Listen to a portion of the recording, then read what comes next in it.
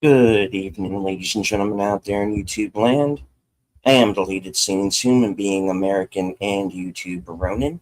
I'd like to welcome you to tonight's episode of Live from Sparkwood 21.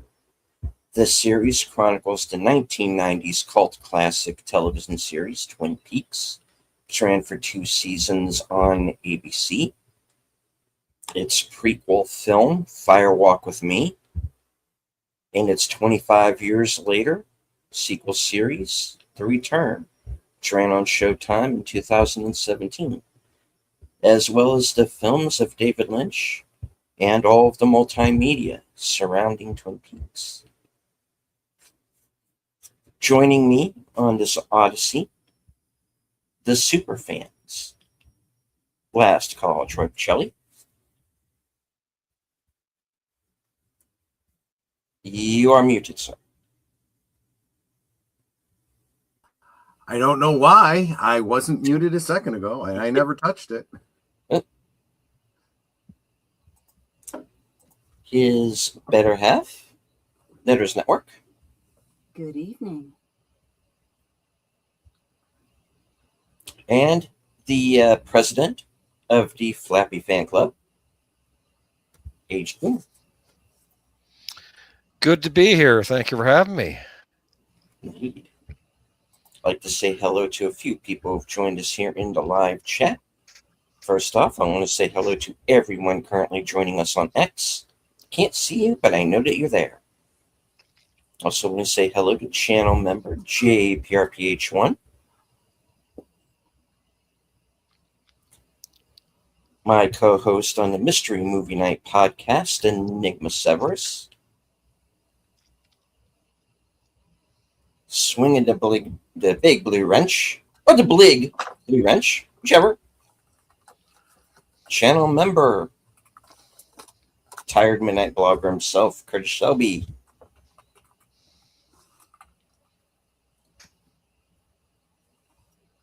Scrolling down, I don't want to miss anyone.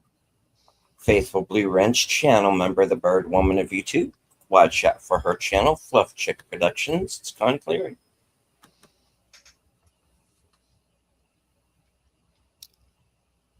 All right.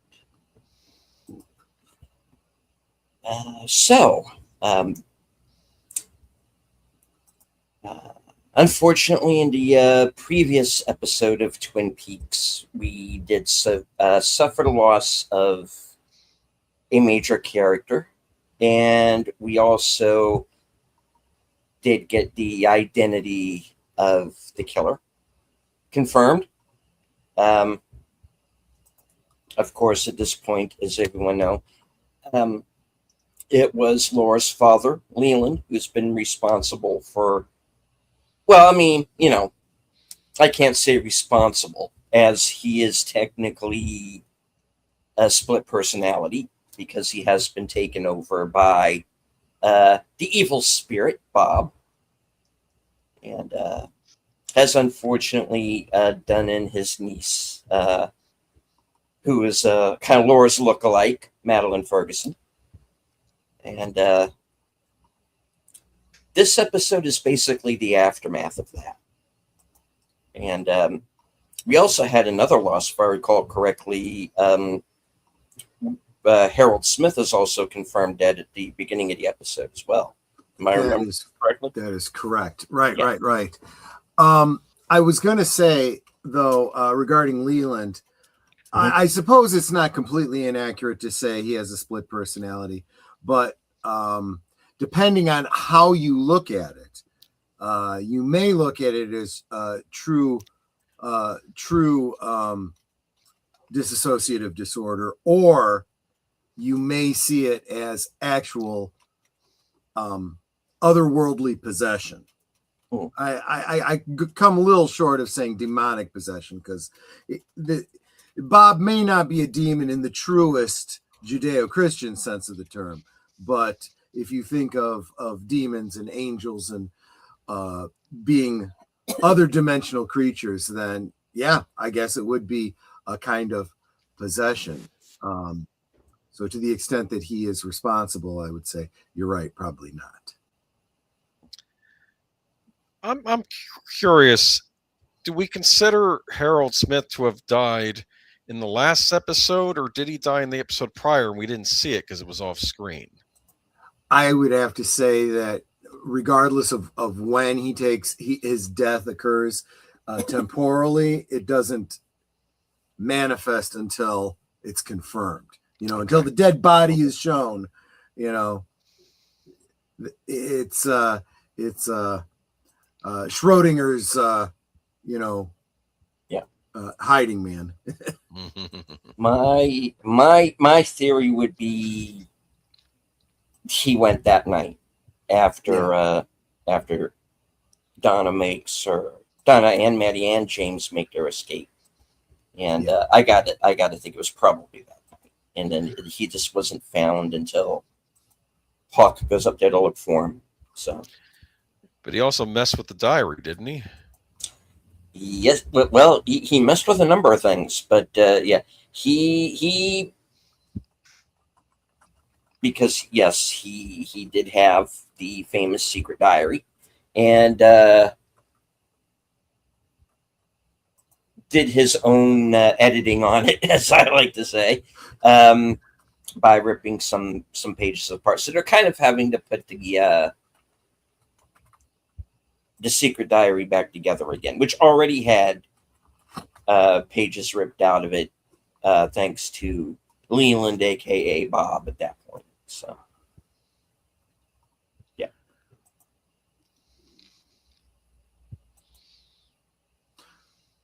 Speculation I don't think I've ever made before. Is it possible that some of those pages may have been torn out by Laura herself?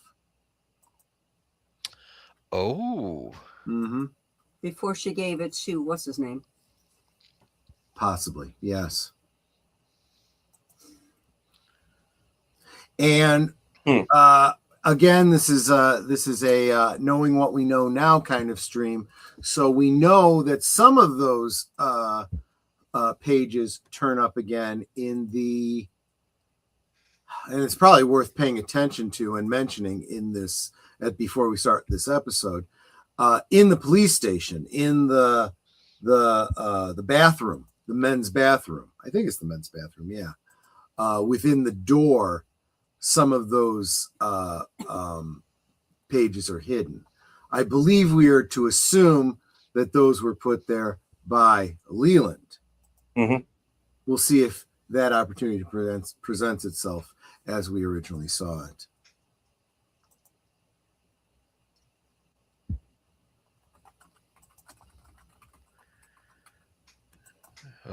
Ben Horn revealed something to his daughter. Mm-hmm. He I don't want to dwell too much on that, but basically confirmed that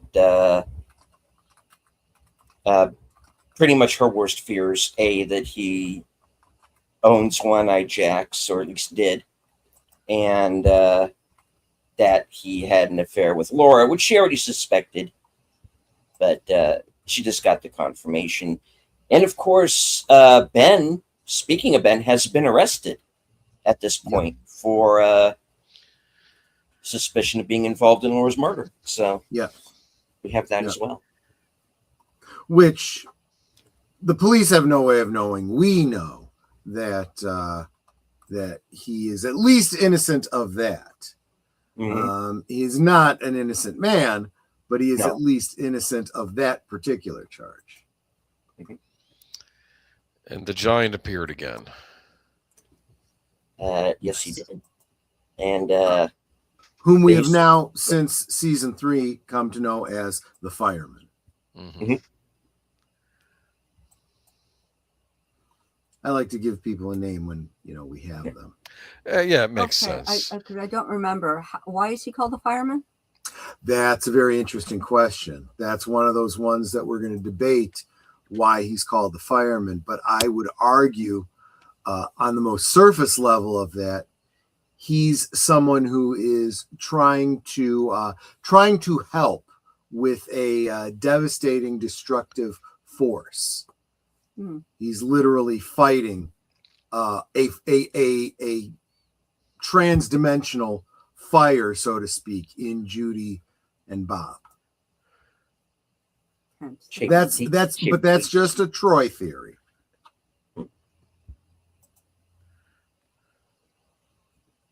And, Yeah. Jamie Lynn. And Enigma Severus suggests he's called the fireman because he always brings a spark to the scene. Kind of does. Yeah.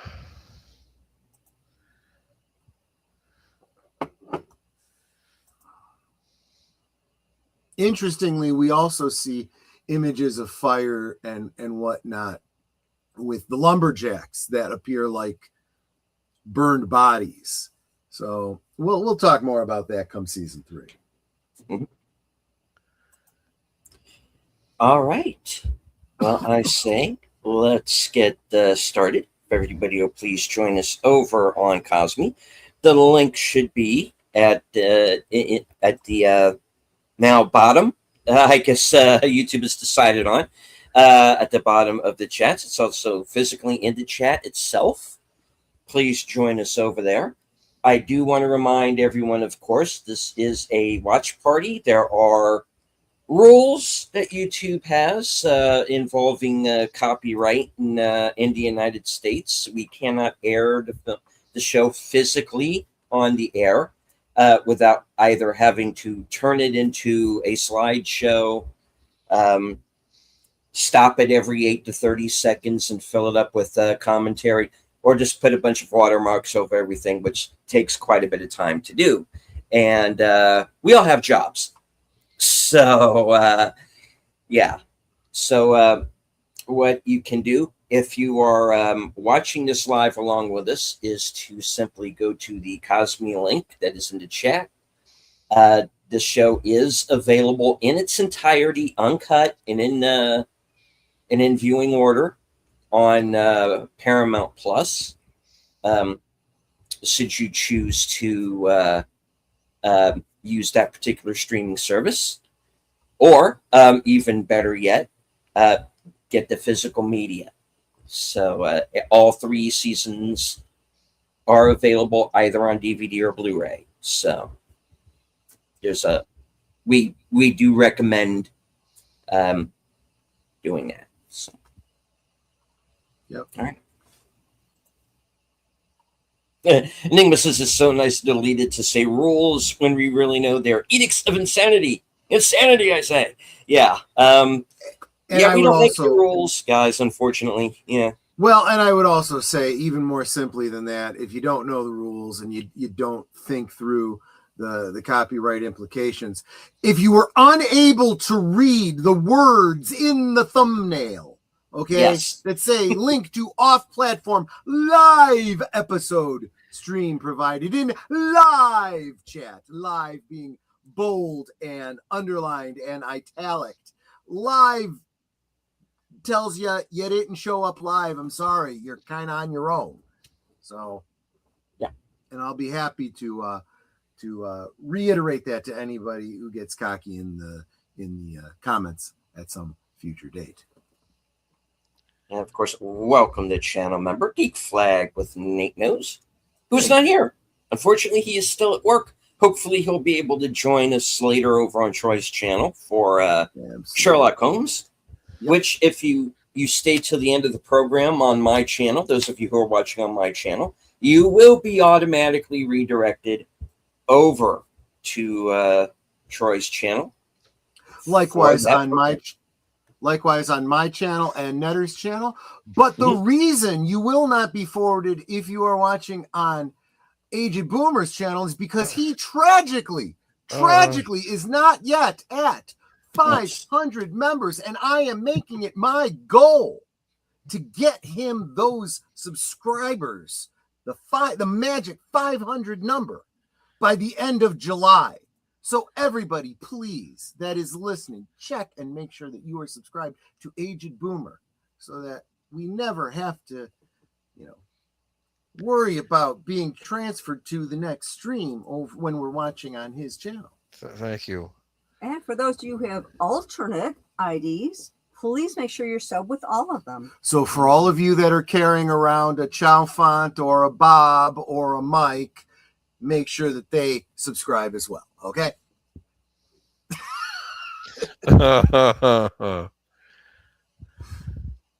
Cool. All right. So here we go. In 5, 4, 3, 2, 1, play. It's been said that Flappy would polish his beak with furniture polish. I heard that.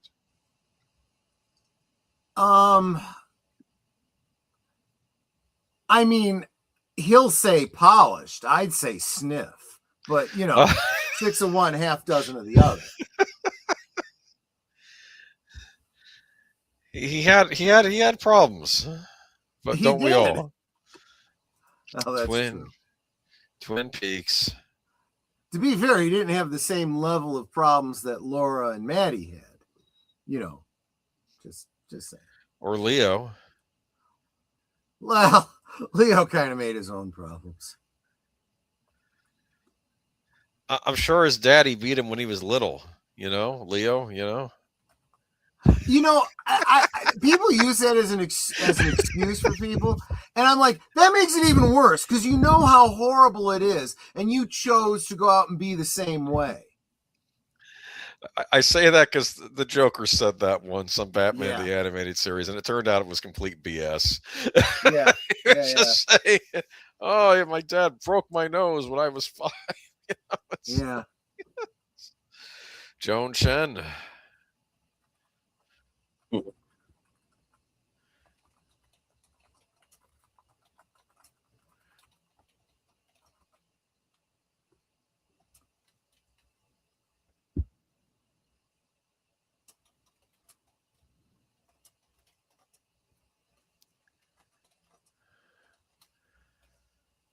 That's the bad music.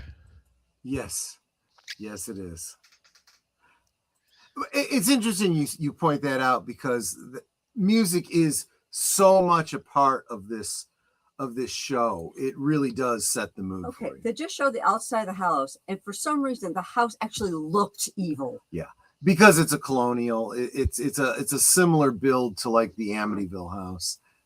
It's become associated with bad things in pop culture. Are those golf balls? Yep.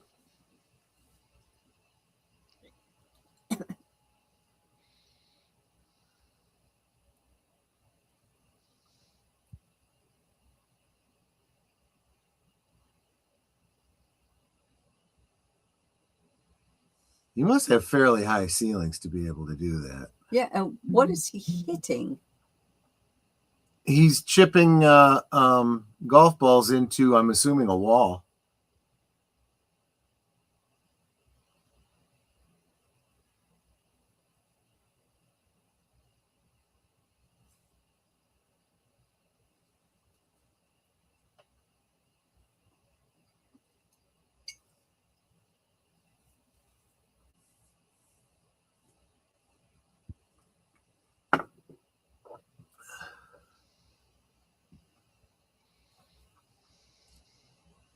It would be insane if he was hitting the golf balls at the dead body. Not something I would put. See, that's where it's actually going.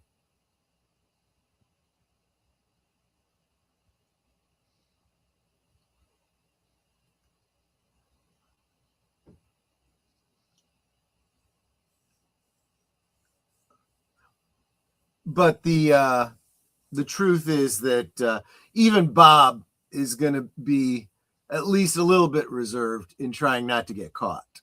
You have to be careful when he's hitting those golf balls because there's a window behind that chair.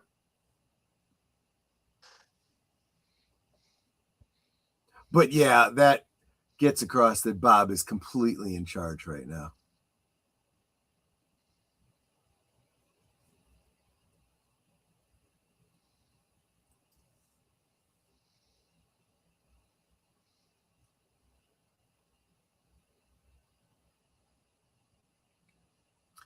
Now, another thing that fans have kind of, I don't want to say debated about, but gone back and forth and discussed is this whole idea about how and when when Bob is in charge, right? Is he perceivable by, you know, the ones with the weirding ability, right? Like Laura, Sarah, you know, so on and so forth. We know that Maddie saw him, if only briefly, when he attacked her, but she didn't see him prior to that. Sarah saw him sometimes, but not always. Laura clearly didn't see him, her father, as Bob, except at those very certain times where she was being attacked.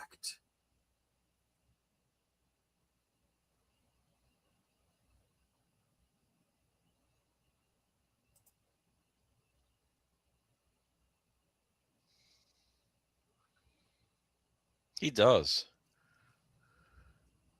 He's probably been in those same clothes for 24 hours or more. Hagen does. I mean, no.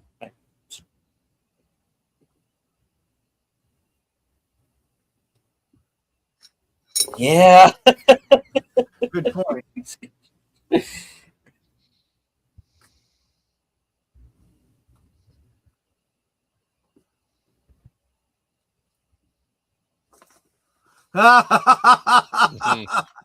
It's a reasonable question at this point, dude. I mean, come on. True, but what he just said is also true. Yeah. He cannot knowingly suborn perjury.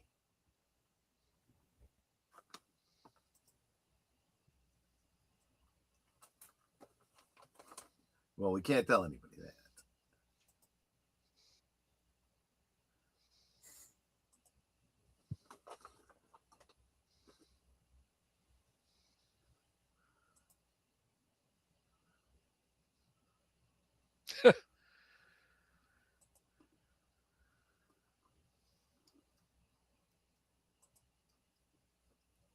And hail, Emily Kruger. Good to see you over there on the, Hey. I believe you are on the X. Is that the case? Is that where you're viewing from? I believe so. Well, be sure to join us in the Cosme Welcome, Room, which I don't know is available to you through X. You might have to come over to one of the YouTube channels to see the link. Meanwhile, Yeah, in a little bit of a flashback here.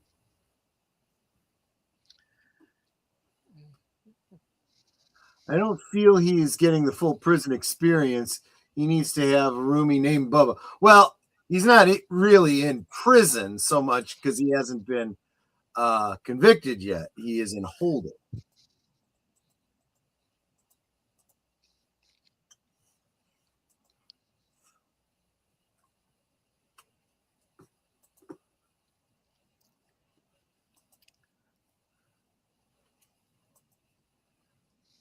Okay, they had a pretty cool babysitter.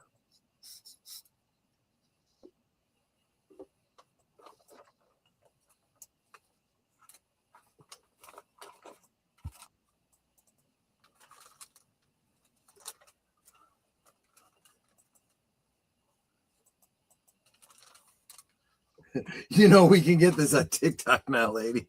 Yes, but that was not the case in their younger days. Heck, that wasn't even the case back in the days when this aired.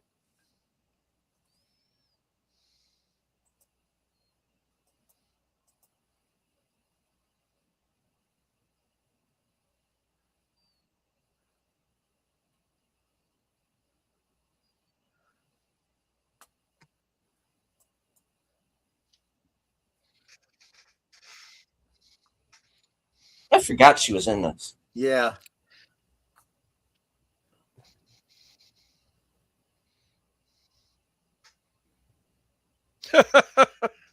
Jeez.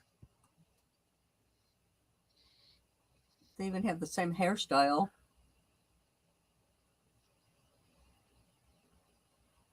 So my best friend. Thank you. It's funny. It does seem to be a commentary on what ended up becoming the woke idiocy.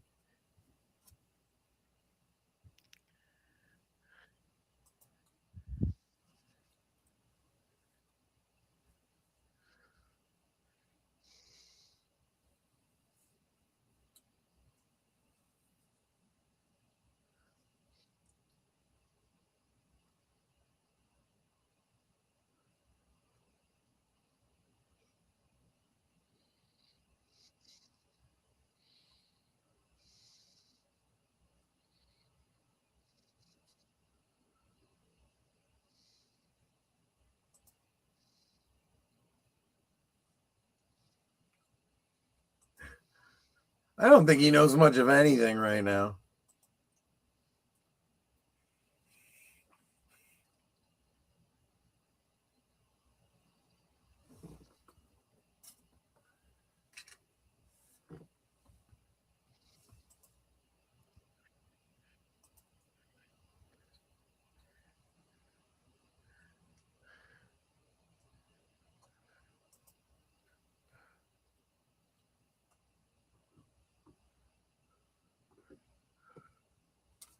He didn't do it.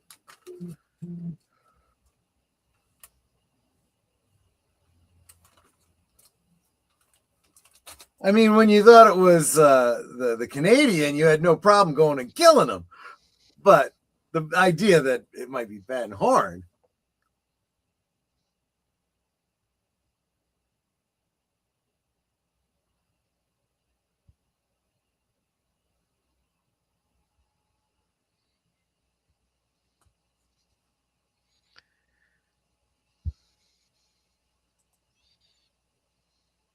Yes, thank you so much, Big Al.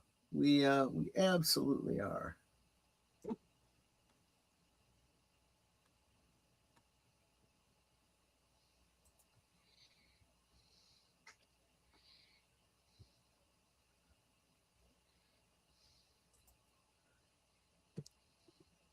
I know, from Bob's perspective, that's got to be pretty funny, actually.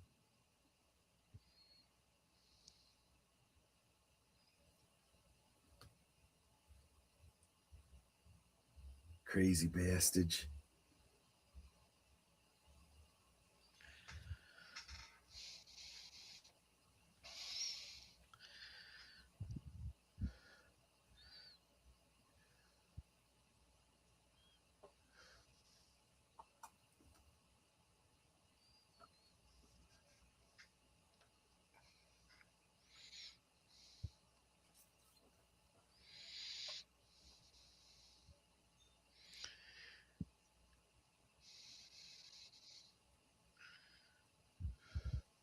Yeah, goofball weirdo. He's evil. I mean, yes, you're not wrong. Now, does Bob have access to Leland's memories in case somebody Yes. asks him questions? I Yes, do okay. believe he does. Yes. Yes. So he can access what he needs in case someone's trying to fake him If out. for no other reason, I think because Bob has been a, shall we say, passenger of his for a long time. I think Bob would get along with the dudes from Clockwork Orange. You might be right.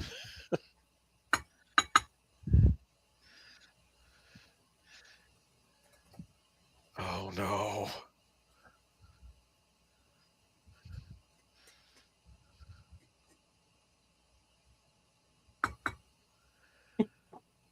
I hate to say it, when he was getting the gloves on, I thought it was something else. Okay. Yeah.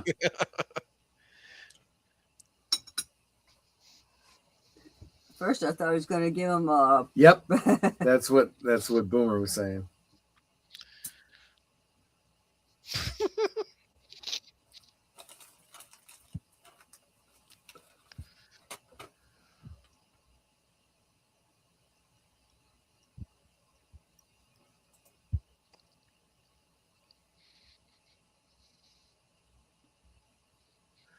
If your license has been revoked in Illinois, you've got to be pretty damn bad.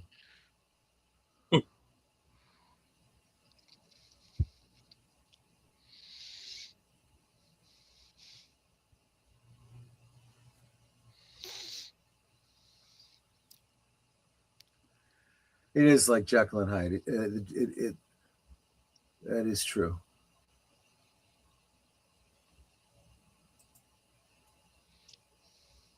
Oh crap.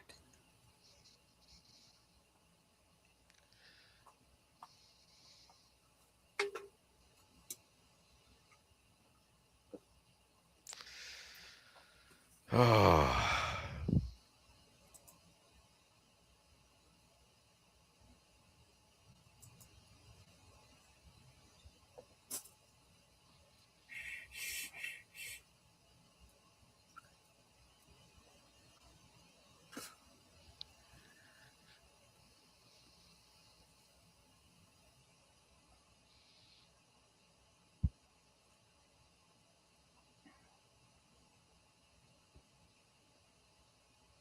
Actually, he absolutely can. You don't Cooper's have to very answer any questions. Cooper's very good at his job. Yes, he is. Like he knows how to talk to different suspects. It's Yes, he like, does. yes.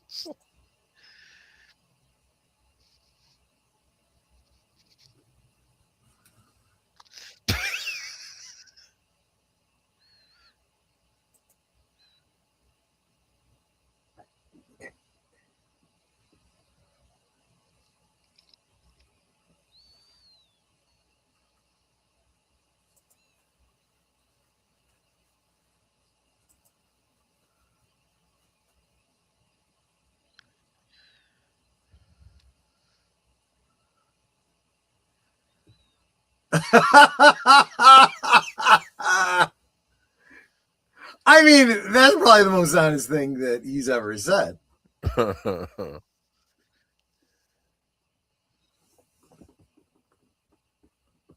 Whoopsie.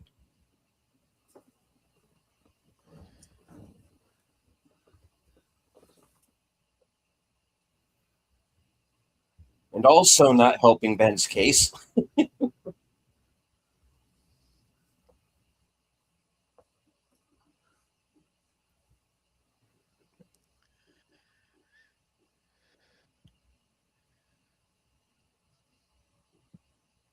So you got Ben hiring Leo to torch the mill, Right. which is attempted murder on Shelley, and murder, they think at this point, on Catherine, who True. everybody thinks is dead in the fire. This is not helping.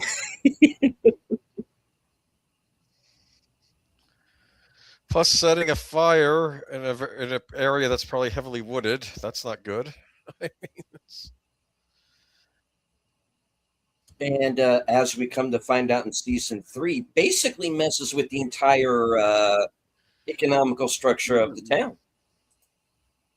Because the True. mill's gone. Enigma, he's effectively trying to recuse himself, but he's not actually recusing himself. He would have to go before the judge and say, I can't be objective, or I have a conflict of interest in representing my brother, or whatever the case is. you know what's messed up? If you were tuning in Twin Peaks for the first time, you'd think that this guy Leo they're talking about is their baby. Yeah. And then when you find out it's her husband, her invalid husband, and she's having an affair, you would think that she was a horrible person. Yes. Now, let's be honest, she's not perfect, but she's not horrible. Ooh, meatloaf? She's not innocent, though.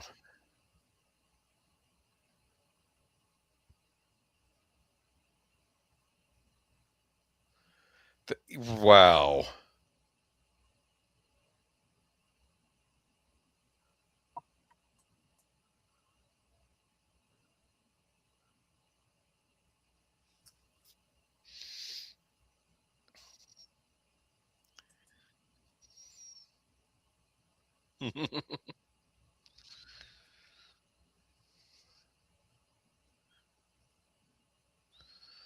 Well, he won the Victorian Cross,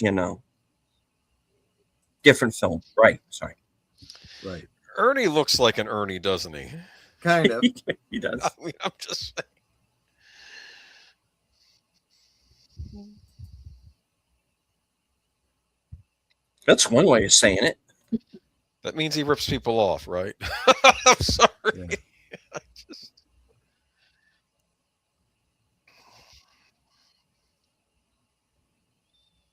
This is so bad. The poor trucker's just trying to eat his food, right? It's like, Exactly. Now, for more on Norma's history with her mother and father and stepfather and so forth, you should check out the Secret History of Twin Peaks. yes.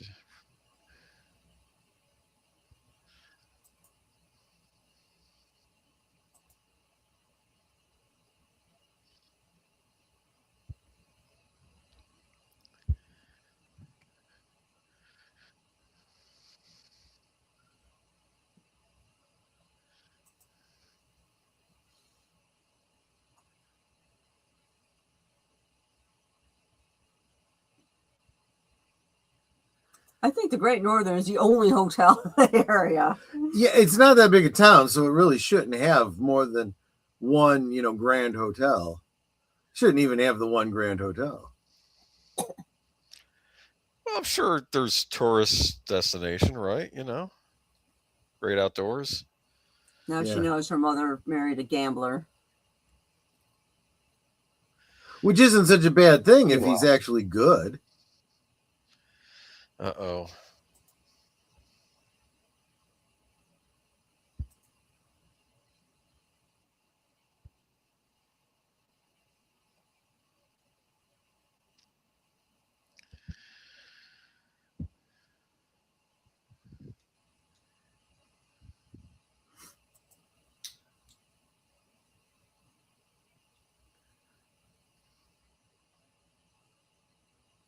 Bam.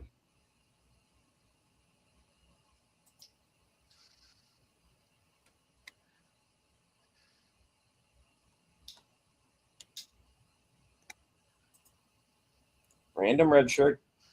Happens all the time. Well, I guess I feel like he did what he was supposed to do, but he still got hit. It's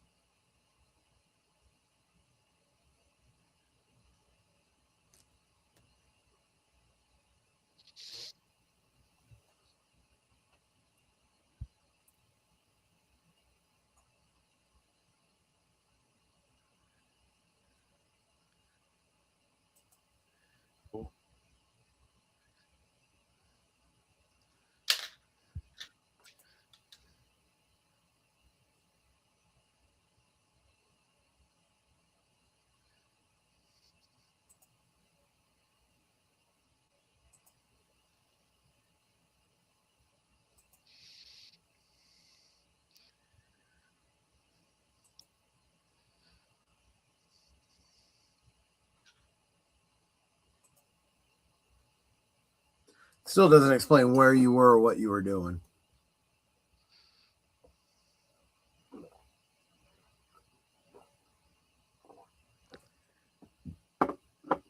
Well,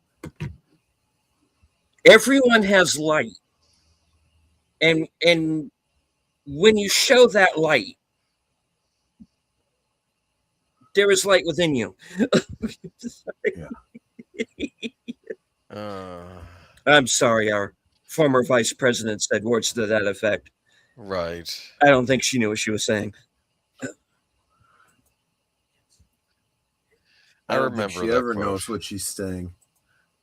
When you drink that heavily, I know firsthand sometimes you don't know what you're saying.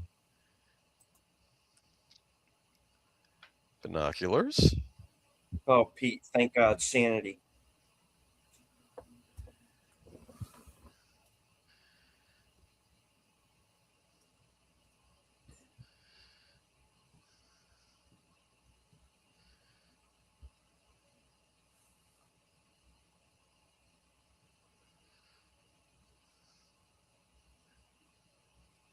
Where they all belong to a bird club too.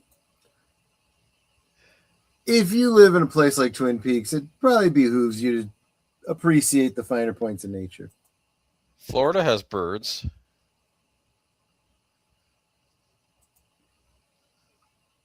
Yeah, but unfortunately in Florida, they tend to burst into flames. Nice sandhill crane, huh? They like to eat the bugs off the grass. He's Look laying at it on a Pete. bit thick now.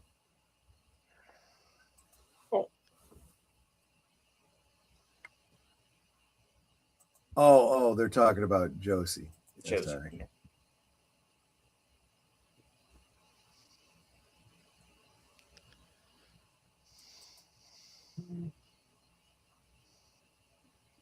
An Asian fellow.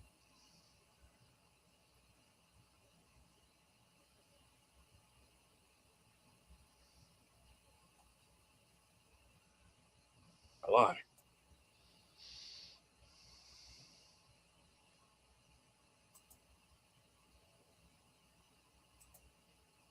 Every Asian cannot be named Lee. Right. Many are, though.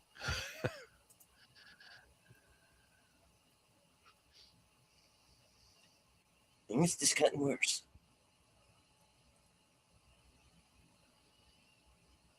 We're getting a lot of ominous music this episode. Have you noticed that? Yes, and I just saw Enigma's comment, which I never thought of before. Josie's on a vacation far away. I guess she is. Look at that. Yeah.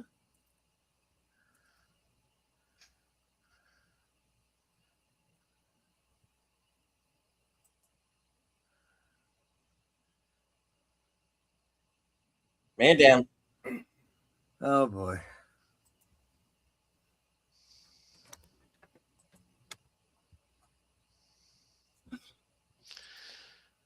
She was on an See- episode of Batman the Animated Series.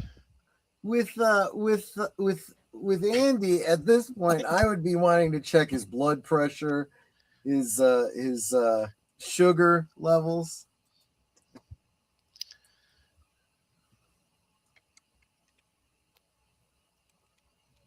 Oh, we'll get to the mill later, son. First things first.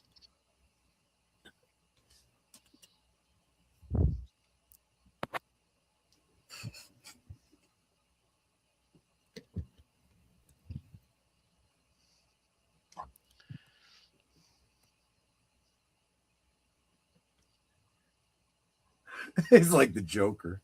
Yeah.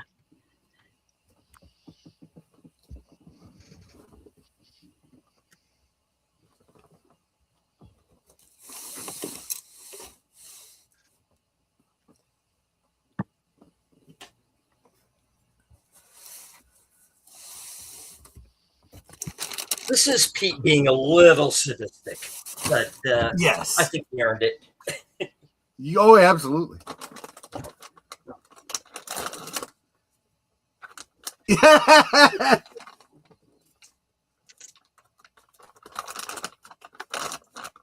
He was a Harkonian.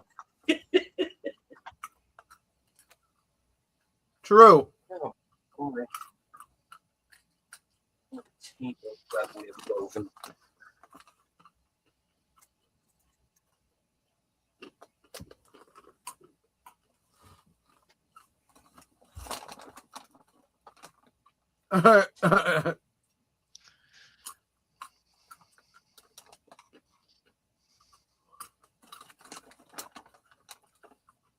Yeah.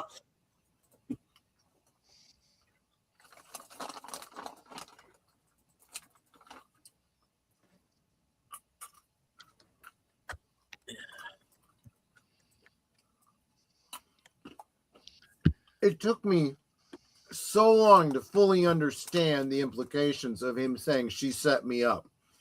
In other words, she truly played a long game here.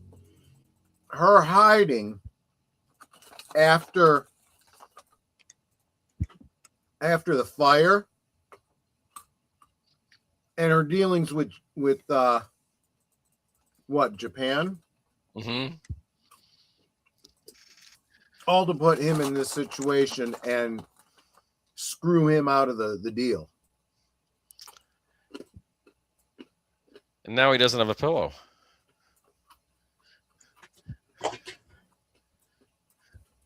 Well, you could take the one from the top bunk.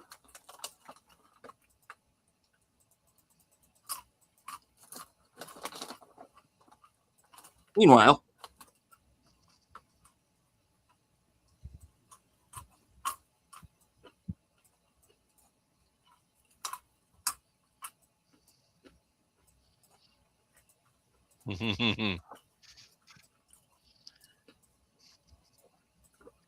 Oh, No, Enigma, you're missing the point. The information that's on that tape, he needs and can't get. He needs for Catherine to be alive, which she is, and to testify on his behalf, which she may or may not do, depending on what he does for her.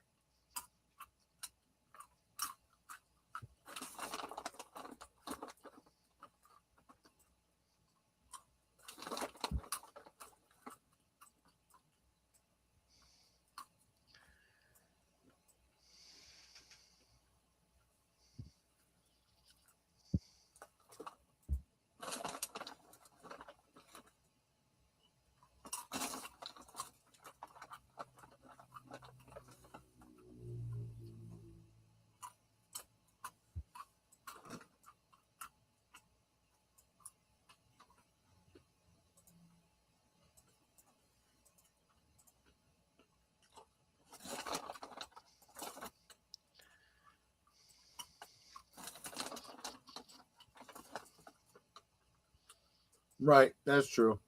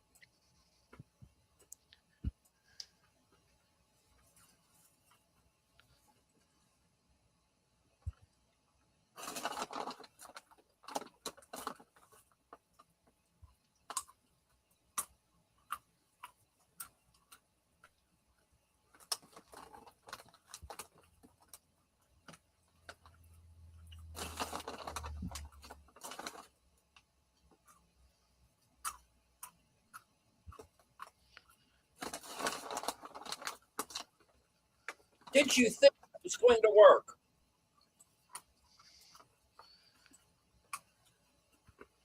I have a suspicion he was wanting to do something else with that club. Yeah, that's what Enigma is saying. Bold. I'd say it's less bold and just more impulsively insane. He's very Joker-esque. Look at that face.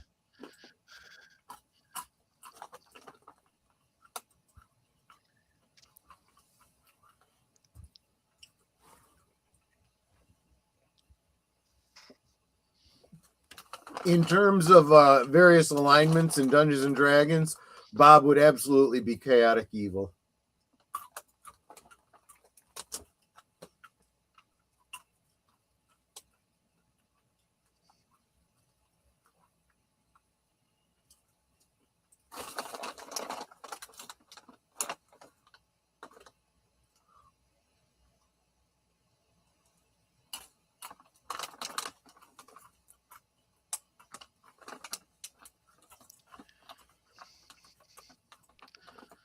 In a way, she's actually worse than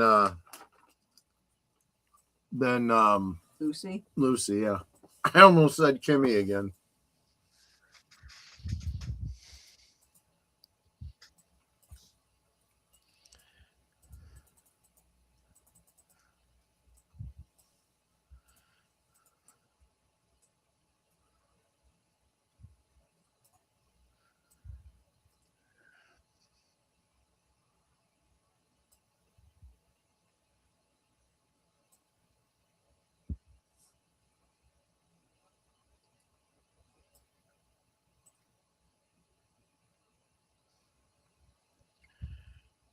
I'm glad Andy told her, shut up. This Yeah. has nothing to do with you.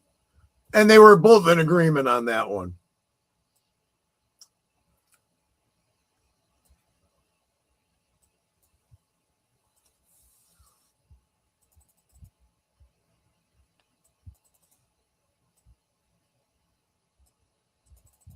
Maybe.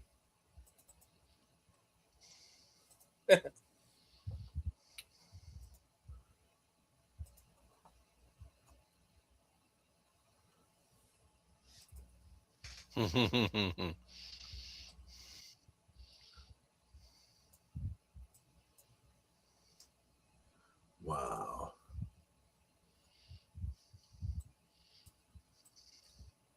Nope. That ain't him.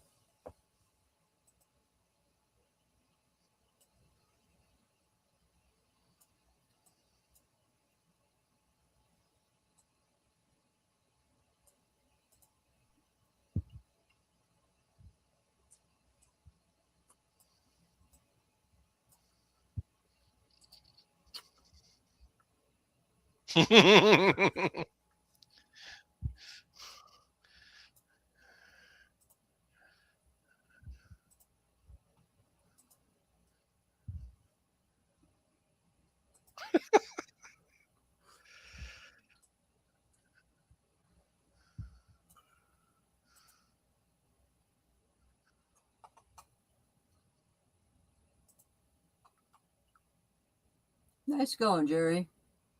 Well, he did warn you you should get a better lawyer. Just saying.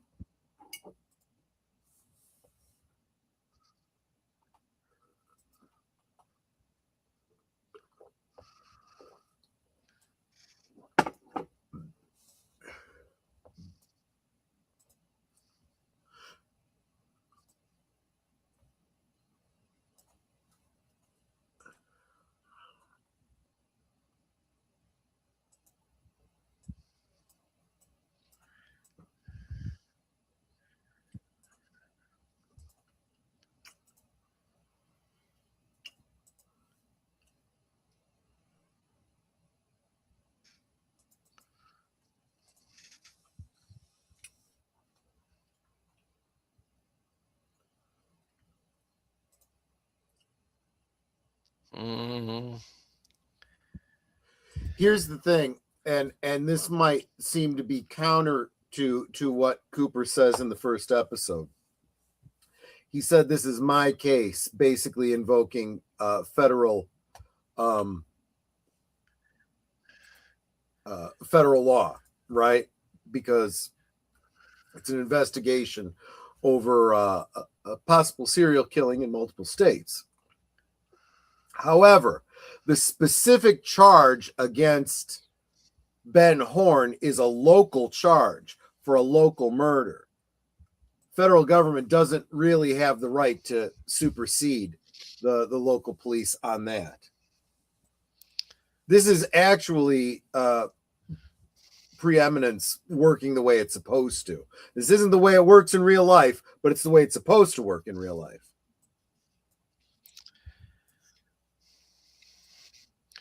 Are those baby back ribs he's eating or St. Louis style? Well, I need to see them again to see if they're baby back ribs, but I don't know what St. Louis style is. They're the larger ones. Now I want ribs. Sorry. Well, Mug's ribs are like the best around here. Yeah.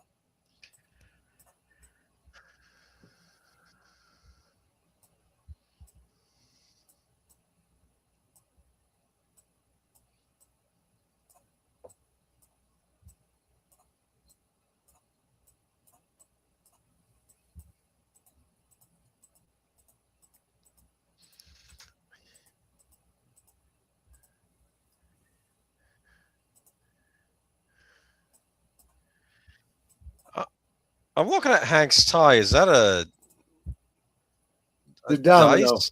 A It's a domino. domino. Okay. Mhm. Wow. It's the little details you missed the first time round.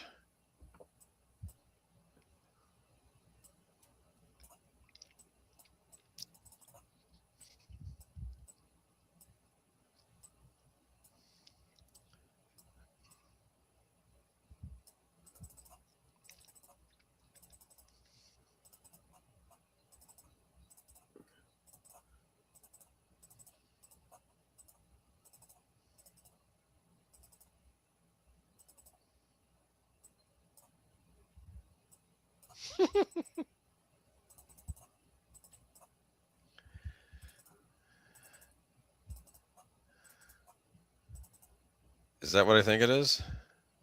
That's cherry pie and milk.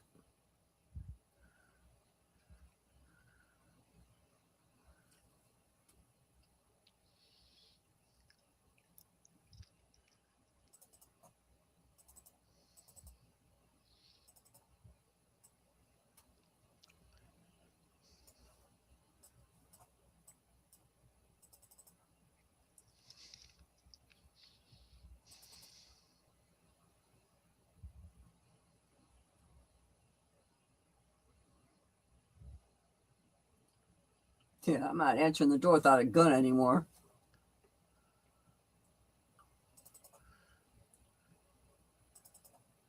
Let me see your hands first.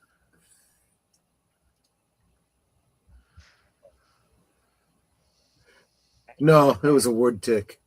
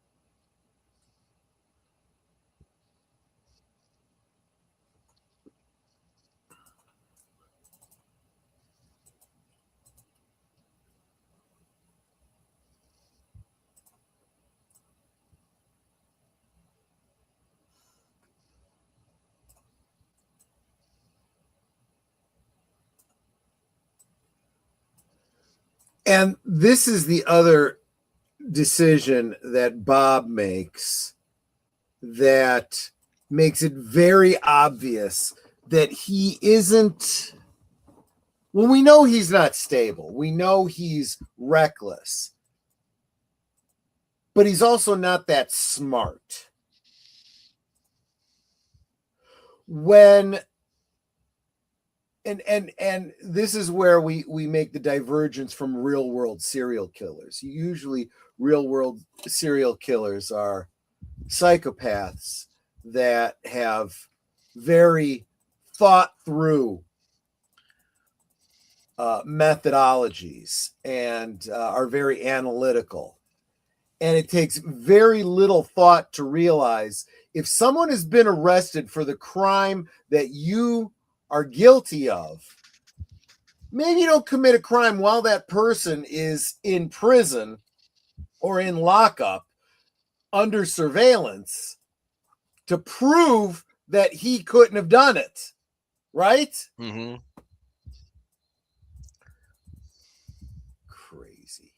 Crazy. But yes, I think I think it goes without saying that Bob is, yes, indeed, crazy. He's a bad egg too. He is, yeah. He probably wouldn't have made it to the end of Willy Wonka's tour. No, he well, yeah, no.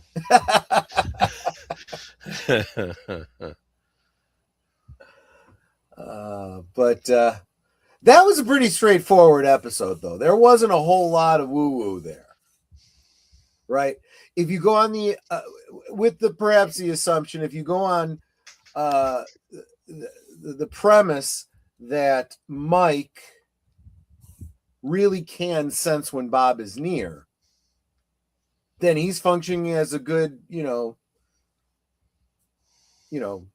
indicator, a good meter, right? Because he recognizes that that Bob was not in the room when they were questioning Ben Horn. And again, Leland going and dumping the body so it could be found and pretty much proving that it wasn't Ben, that kind of... Well, it depends on when the body was dumped. I mean, they're going to do other forensic things to do a timeline to see, okay, was Ben free when this happened, or was he in jail at the time? You make a good point. If that's the case and they are able to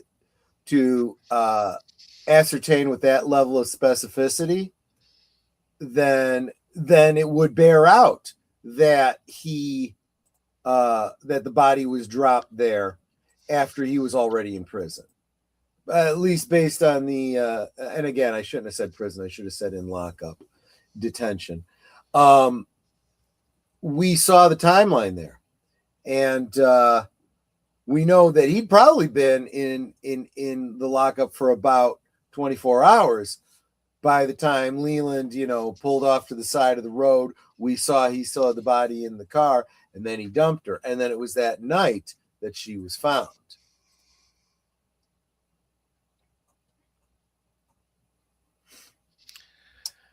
I think the fact, though, that it's two people living in that same house that have now died. I'm sorry, they have to be. It has to be Leland. Right. Now. You're saying going beyond the information we know as the audience. If you were one of the investigators, if he had killed somebody else, like another one of the women in town, but Maddie, who looks a lot like Laura too. I mean, almost identical. I mean, it's ridiculous. This is something in isolation. In isolation, that fact wouldn't necessarily point to Leland or anyone in the house. It would be, well, obviously, she looked like Laura. Whoever had the motive to kill Laura wanted her dead as well. It might sway the thinking from, okay, Ben wants to kill her because of he's concerned about blackmail, right? Well, there would be no reason to kill Maddie over that, right? Mm-hmm. So that would not be a logical motive for him.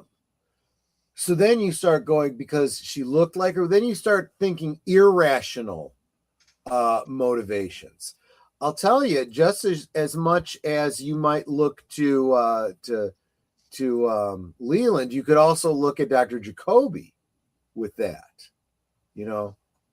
Had this thing with Laura. Oh, she looks like Laura. Again, the unstable mind. But the other thing that Cooper is thinking is, what about the connection with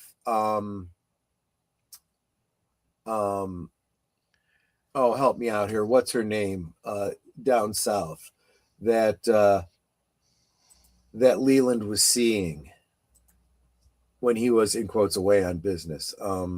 Teresa Banks, right. That's who they're all forgetting about. Exactly. Yeah. Yeah. Teresa is still an element here, and as long as she is, maybe not so much from Truman's perspective, but definitely from the bigger picture Cooper perspective. He sees, why would Leland be any more a suspect than anyone else? What is the connection? That the through line for Teresa Banks, Ronette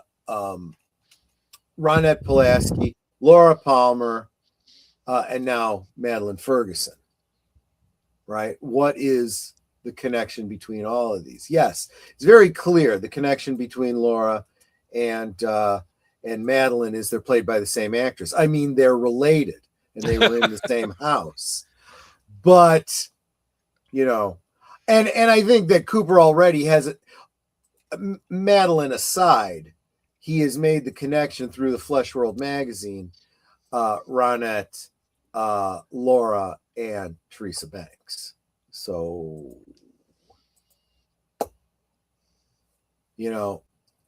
it's still a confounding factor. But going back to what you said, Boomer, and tying it to what Cooper himself had said,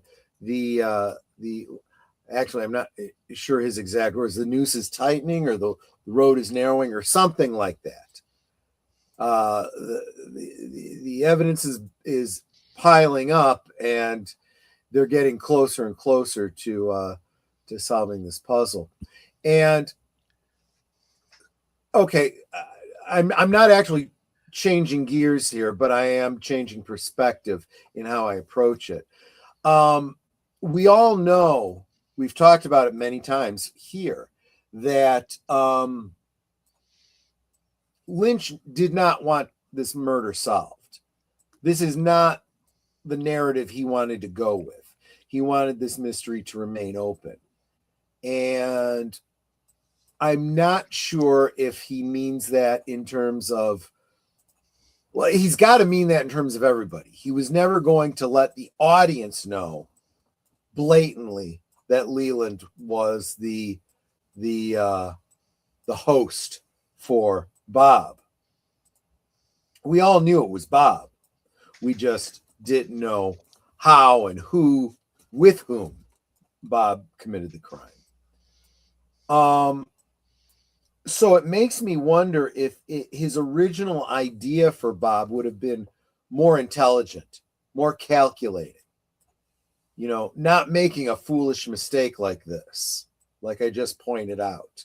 I wonder if he would have been more of a Moriarty and less of a Joker,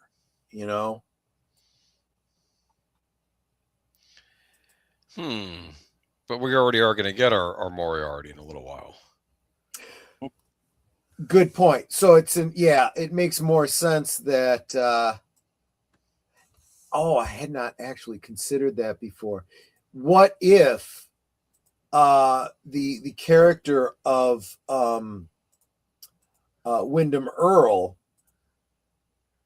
was taking the place of what Bob was supposed to have been with Leland? What if Bob and Leland had continued into the rest of the season and there was no mandate to solve the mystery? What if he was the one trying to garner the power? And it does fit within his modus operandi within the lodges. He's trying to not only get freedom from the lodges, but seemingly have some kind of power over the lodges. He considers himself upwardly mobile in the demon ranks, so to speak. And then Wyndham Earl is introduced as just a normal human who is trying to insert himself into that hierarchy. He's trying to gain power, right? I don't think it's a coincidence that when Philip Gerard as Mike, as he's talking about Bob, he refers to Bob as his familiar. The term familiar being from from sorcerers and magical lore, right? The witch's familiar, an other dimensional entity that assists you in your studies of black magic and the acquisition of extra dimensional power, right? It's very clear that when we meet Wyndham Earl, that's what he has been trying to do. He is trying to access the power of the other realm, so to speak. And it sounds like Philip Gerard / Mike, somewhere in his history, was doing something very similar. I don't know if Mike was always a Black Lodge denizen, or at some time prior to this was just a normal human who found a way to enter into the congregation, so to speak, of the Black Lodge denizens. Because it would be interesting if that was the case, and Bob was his conduit in, which would fulfill that role of being his familiar. But anyway, just a lot of speculation there on my part. No, I mean, it's interesting. Anyone else got some thoughts? Bob is nuts. Bob is knuckin' futz. Yes, that is true. So Andy was never a suspect in the murder of Laura Palmer, right? No, I'm just kidding. Well, interesting you say that, because I do have a recollection that, yeah, you're right. He was never a suspect within the span of the show, within the narrative of the show, with the possible exception that, I think there was a line, everyone is a suspect. So in that regard, but he was never a serious consideration. But I do remember conversations back when season 2 was actually airing, people saying, hey, how about Andy? Why Andy? He's the least likely. So, he must, with that kind of, television logic. So there were people that had posited that, but I don't think anyone did seriously.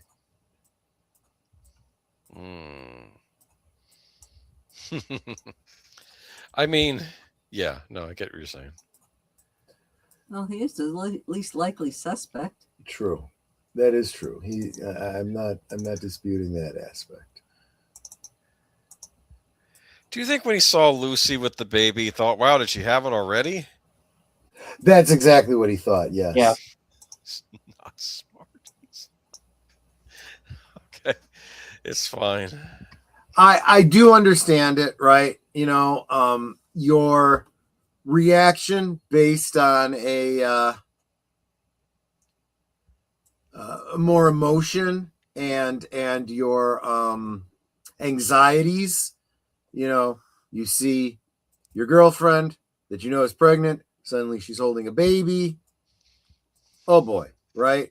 I understand that. That's your first instinct.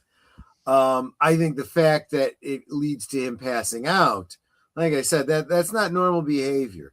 That usually is an indicator of low blood sugar, circulatory problem, lack of oxygen, and all of those things would be exasperated by your heart rate going up suddenly. So I don't know what to make of that specifically, but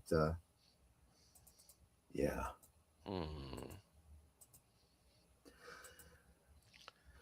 I guess this episode was pretty streamlined, though, huh? Pretty much, yeah. I would say this is one of the ones that requires the least amount of Lynchian analysis. Yeah. And Ben Horn is having a bad day. Indeed. He is, and what's interesting about it is he's having a bad day. Yes, you could argue that yesterday was a worse day for him. Now there is potential hope for him. He sees a light at the end of the tunnel. He just doesn't like the source of that light.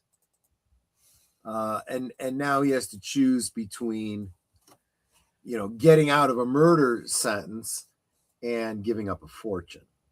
So, oh well, too bad, so sad.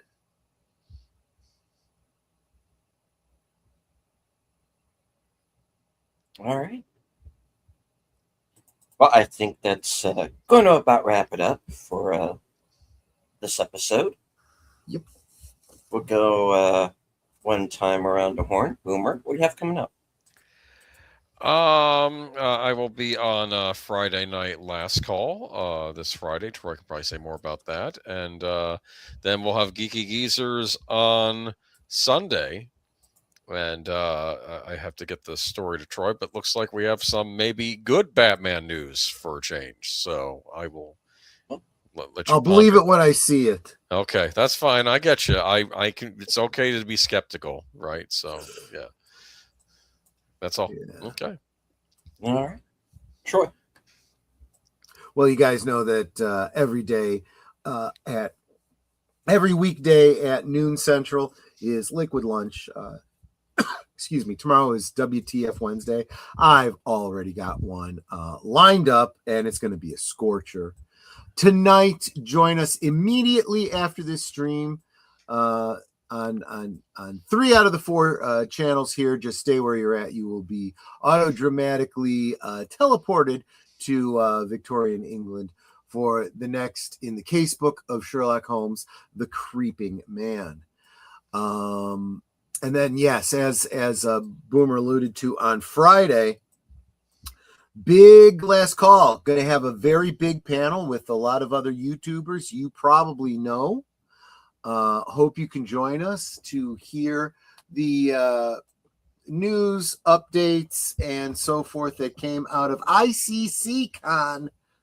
Did I say too many C's? ICC Con. Yes, ICC Con this past weekend. I think you should really be looking forward to it, and I'm going to take advantage of that day to get the call out and make the firm announcement that we are kicking it into high gear to get Boomer to 500 subscribers. I hope that. With the guests that we're going to have on Friday, I hope that will give us a little extra reach for the message, for a good message, not the message. Yes, as we don't like that message. Exactly. Yes. That's it from me. All right. Netter.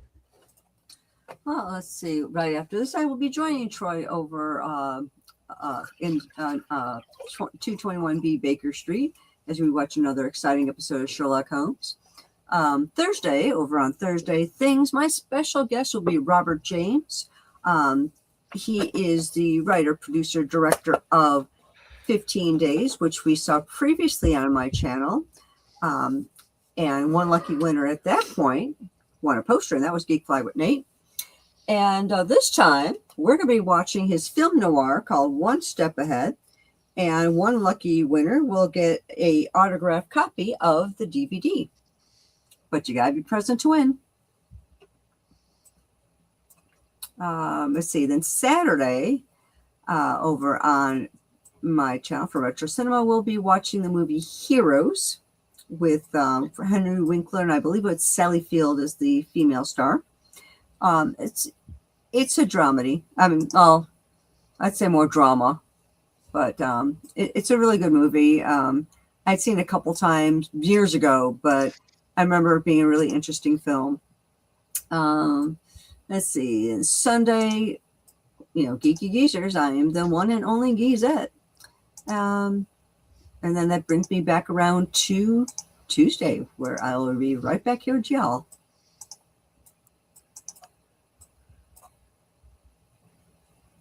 That's it. And as for myself, I do have a review coming up soon for Iron Lung. Hoping to see Citizen Vigilante while I still can, before somebody decides to ban it altogether. Let's see. Thursday at 5:30, I'll be joining Outlaw Bill for Action Theater. This week's movie is Conan the Barbarian from 1982. And let's see, later on that night, right after Thursday Things, my program Coming Attraction this week. Get to find out what I'm going to be up to next week, up to and including my appearance Friday night on Big Al's channel for the 1974 TV movie version of Wonder Woman, starring Kathy Lee Crosby. And of course, as Enigma says in the chat, the mystery movie does return next week. So the Mystery Movie Night podcast will return 7 p.m. on Tuesday. But before that, of course, Sunday night, my program Unscripted. Don't have the link up yet, but I do have a couple topics in mind. You'll know on Thursday. And let's see.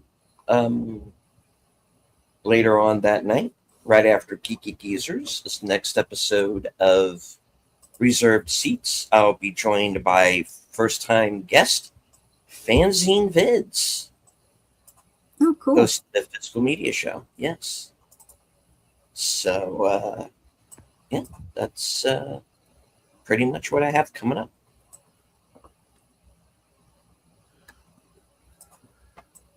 All right. Of course, we will return right here next week. Same bat time, same bat channel for the next episode of Twin Peaks. Any last words before we wrap it up and head on over to Baker Street? You guys are Osmo.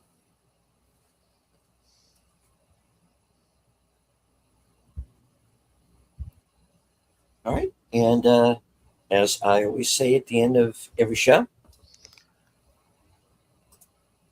from HQ and all points north, south, east, west, and beyond, good night. Take care. Stay strong. Be safe and healthy. Have some pie. Because this is how we work.